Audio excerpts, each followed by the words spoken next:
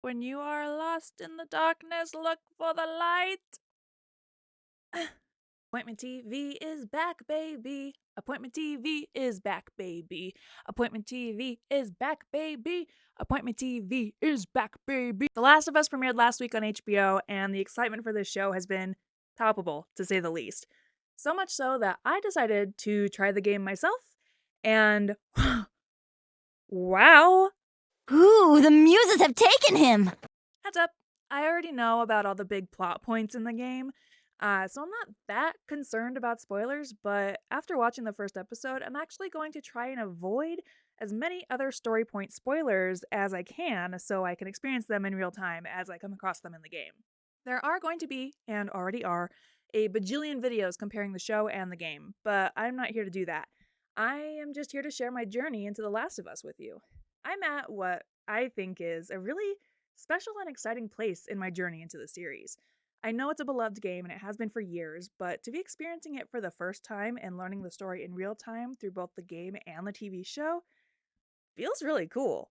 I love to compare adapted TV shows and movies to their source materials and to see the similarities and differences in The Last of Us show while also having only played up to that point in the game is a whole new level of entertainment enjoyment that I didn't think could ever exist. I still know what's happening and what to expect, but only up to a point.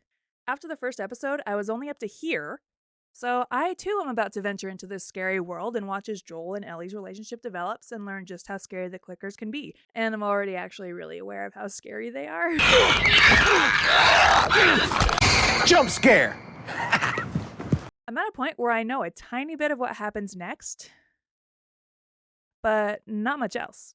A huge benefit to playing the game alongside the progression of the show is the richness that comes with the show. The showrunners have taken an existing story, existing world, existing characters, and elevated them to a whole new level. The story now has a depth to it that you don't pick up immediately in the game, where you can only experience that same depth through playing in the progression of time. Characters are more fleshed out and you understand their motives, which also feel natural in this world, and you pick up bits of their personalities. The plot and character progression feels so natural in the show rather than in the game, where yeah, the things I'm doing make sense, but I never really cared about the why. Spending an extended period of time with Sarah makes her death hit so much harder. Pedro Pascal is such a phenomenal actor that he conveys emotional subtleties so convincingly well while maintaining a hard facade that he needs to, but allowing for human moments to show through the cracks. Everyone we meet has a motivation. They do not solely exist to act as inciting incidents for plot progression. Another thing that really makes my heart swell is the care taken to include the original voice cast from the game. Marlene is given life again with the same voice actor, Merle Dandridge. Troy Baker and Ashley Johnson, the original Joel and Ellie voice actors, will appear as different characters in the show. Troy Baker also hosts the official companion podcast. If you haven't listened to the podcast, I highly recommend it.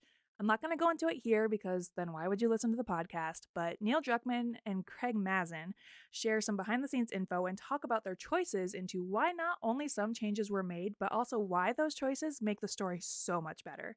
I am so excited and scared to keep playing and watching. But let me know your thoughts. Do you like the changes that they've made? And do you have any tips? Because I've died a lot. Drop a comment below, and I'll see you next time.